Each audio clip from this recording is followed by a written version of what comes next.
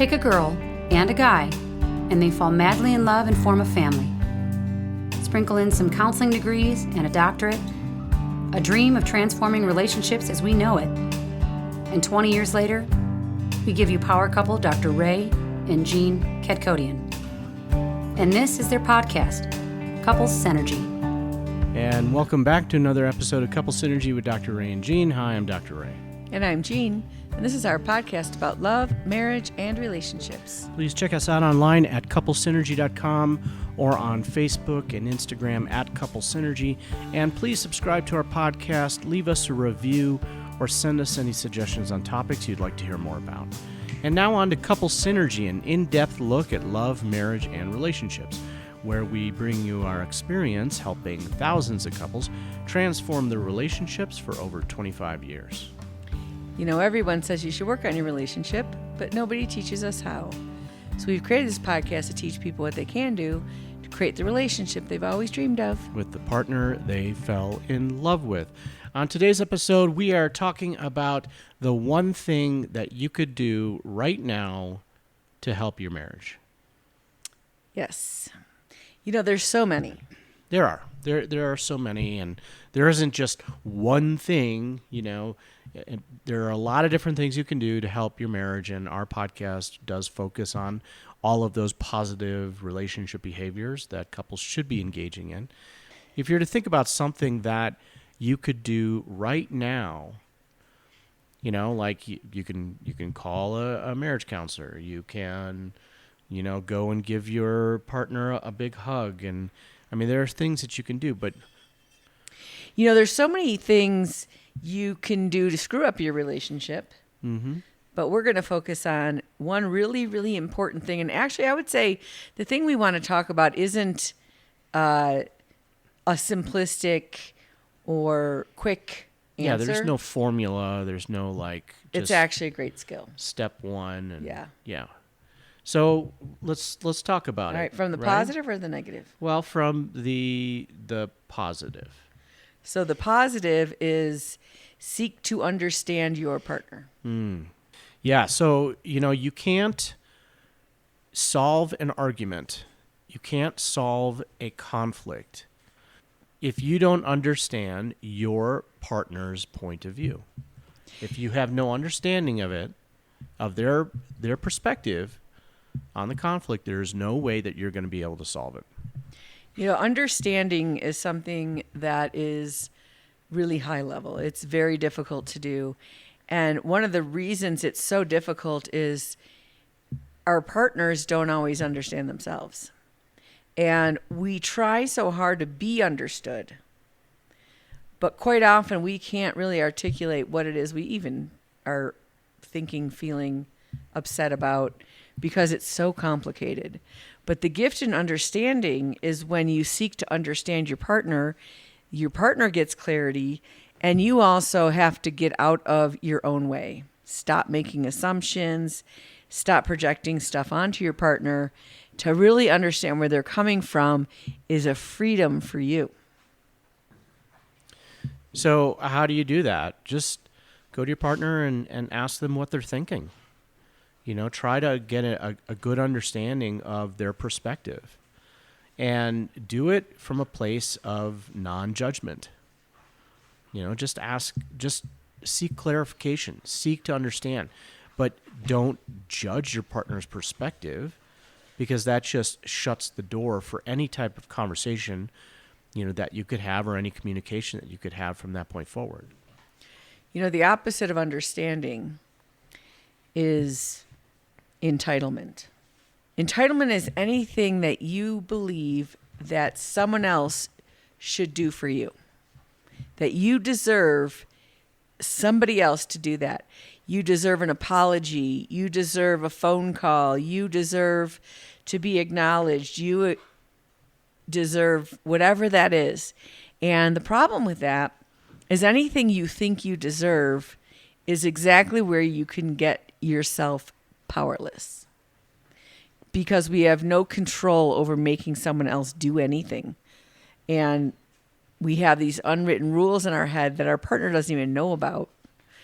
And once you seek to understand what are those rules in your partner's head, what are they really looking for from you, you'll be surprised because it's not what you think it is. Because what you think it is actually your entitlement. Yeah, that entitlement is almost like a prison. It backs you into a corner, and it gives that power of your own happiness over to someone else. That if they don't meet your expectations, if they don't, you are entitled to them treating you in a certain way. And if you focus on that, and if you focus on their behaviors, then you give up your power and control. Entitlement is something that is a lie. It's a fairy tale, like happily ever after. Are you entitled to happily ever after? Are you entitled to success? Are you entitled to be treated well? Where did we learn that? Where did we learn that? Wait a second, what is in my power and control? What can I do to show up and be a better partner? What can I do to create those things in my life that I want, like success and happily ever after? And, those have quite a big price tag on it. Entitlement says, well, I should just have it. And there is absolutely nothing in this world. Well, that's been my experience. Has it been yours? Nothing that just you're entitled to. Right. And, we're not talking about tolerating being treated poorly in a relationship. Not at all. We're not saying that, you deserve to be treated badly and you need to just tolerate it. Absolutely not. What we're talking about here is turning over your power and control over to another person and making your happiness dependent on what that other person does. And when you do that, you lose sight of what you have control over in the relationship and what you can do to make yourself happy, what you can do to be happy in your own life. So let's talk about the difference between entitlement and expectation. Because in my mind, relationships with high expectations are healthier and higher level relationships. But expectations are agreed upon. There's something a couple, whether out loud or over time, has taught each other what they can expect from each other. So like today we are getting the house ready for guests. And we kind of do that sort of effortlessly, where one of us picks a task and the other one picks another one. And whether anyone's watching or not, we're getting everything done. Mm-hmm. And then you turn around and go, do we have that? Yep, I already took care of that. Obviously, we've been rolling like this for a very long time. We have very high level expectations for our relationship and for each other. But even an expectation is not something that your partner has to do. It is something within yourself that it's really a boundary. Boundaries are not about other people. So a boundary says, if you do this, then you can expect that I'm going to do that. Yeah. I was just going to mention that boundaries, that a lot of people think that boundaries are things that you expect other people to do. A boundary really is about what you expect of yourself and maintaining your own boundary and following through with your own expectation, right? And so when we think about these expectations, it is a mutually agreed upon expectation in the relationship, and both people meet those expectations because it is something that is meaningful to them. It's not a one-way kind of thing, right? Where it's like, my partner has this expectation and I need to do it. Okay, that really creates a power differential. And now one person is, doing something for the other person. Maybe it's not even something that they want to do, right?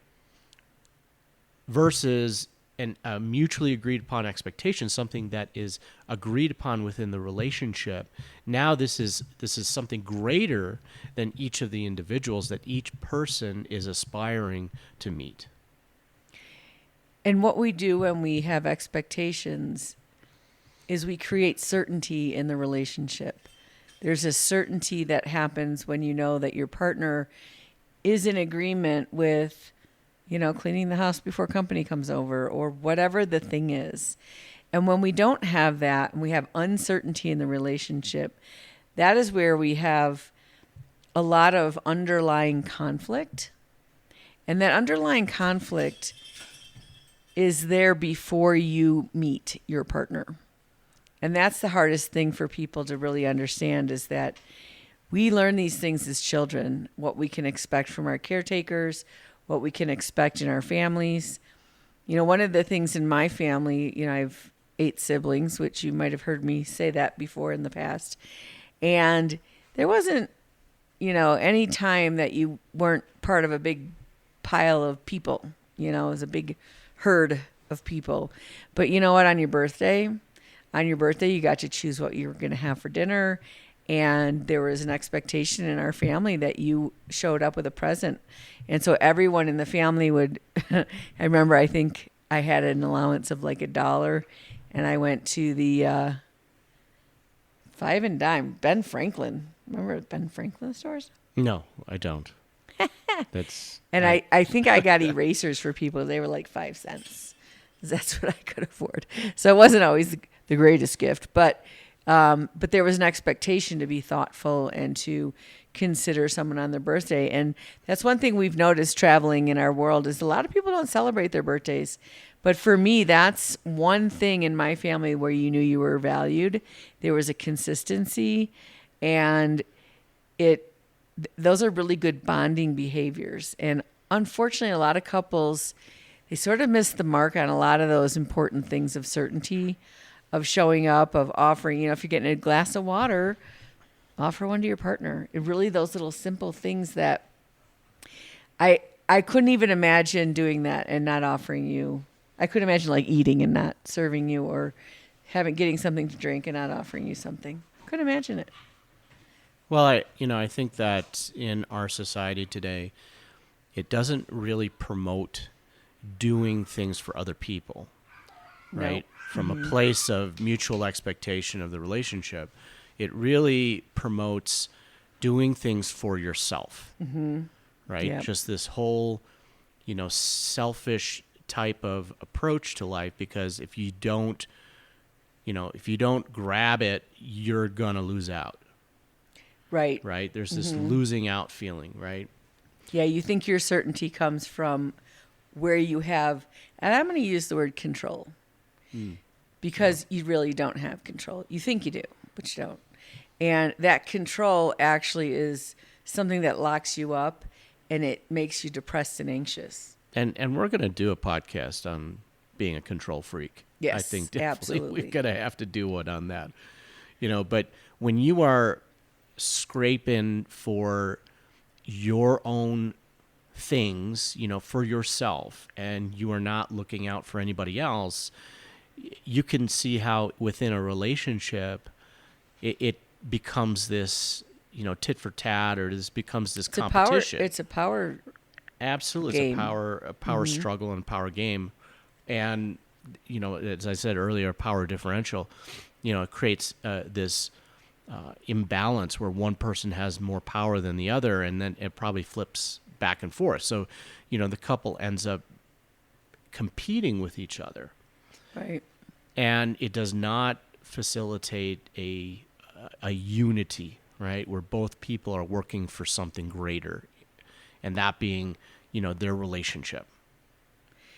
Yeah, so if you're in conflict right now with your partner, and you have an expectation of them to apologize, to make an amend in some way, you're the one that's locked up. You're the one that's waiting for someone else to take and do something to make you happy. And it just never works that way. The apology will never be enough, by the way. And it's not really what you want. And it's really important to think deeper about that, about what is so meaningful about an apology, if it's forced, if it's something someone has to do. Why is that meaningful? And that's where you're going to find where you're suffering in your life and where you're giving up your power. I remember doing that on the hike. when we hiked the John Muir Trail for 20 days, and I was so mad at you. And so our sleeping bags zipped together, so I was so mad I didn't zip up with you, and I froze all night. I was warm. I know, because I usually use your body heat to stay warm. So, who suffered? Yeah. Who suffered that night? And you think, you're protecting yourself in some way, or that you're justified in what you feel. But you know what? Everyone's justified in what they feel, and that's not the solution. The solution is to ask your partner, hey, what was going on for you there? What were you feeling? What was coming up for you? And when you do that, then you can be in a place where you're connecting with your partner and understanding them. And what you're going to find out is not really about you. And it never was. It was their own pain, their own something coming up for them. And you just got downrange from that. You were in the line of fire. And if you have to make it about you and an apology and everything else, well, that's not really the best relationship behavior. So, when we said seek to understand, we're not saying that you have to agree. You don't have to agree with what your partner is saying, or what their perspective is. But you do have to understand their perspective, because it's only from that place of understanding that the two of you can kind of navigate around any challenges, right? Or any obstacles or roadblocks you guys run into. So what is the one thing that you could do right now to better your marriage? Seek understanding. Okay? Seek to understand your partner. And know that no matter how long you have been in a relationship with your partner is always changing, always growing, always evolving. And so you have to constantly be at a place of understanding who your partner is at this moment. And that'll free you to know what's not yours, that you don't even have to work on. It frees you not to take things personally, and it gives you the best potential to show up and be a good partner. And if you're trying to understand your partner, guess what you're going to get back? Is them trying to understand you. And if you don't believe me, you know that if you're trying to be understood, so are they. And you're both not hearing each other. And that is the opposite of what we're talking about. And that's what actually makes things worse, when you think everyone should come and understand me. Offer it to your partner. The other side of that coin of seeking understanding is stop the entitlement. Being entitled is something that happens when we're younger in life. And the more you mature and the more you realize that it's not about you, the more secure and happy you can be in the world. And, that's why we do this podcast, to help people get there. And there's just a lot of misery in trying to be understood and having, that expectation of other people instead of the expectation for yourself. So before we close today, I just wanted to mention Relationship Enhancement Weekend is coming up in October. It's October 12th to the 15th in beautiful Colorado. And registration is open. So go on to couplesynergy.com and register for your spot to attend our next weekend. We want to thank you for joining us today on Couple Synergy. Our passion is in helping couples and people have happy and healthy relationships. And this podcast gives us a fun way of bringing our knowledge and expertise to you, our listeners.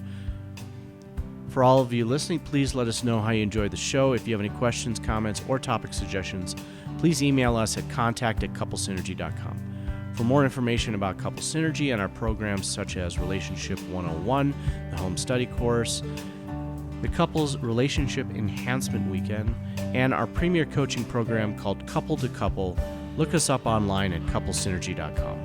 And if you know someone who could benefit from this episode, please download it and share it. And thank you for listening. Until next time, synergize your life and synergize your love. You have been listening to Couple Synergy with Dr. Ray and Jean Ketkodian. Couple Synergy was recorded, edited, and produced by Dr. Ray and Jean Ketkodian.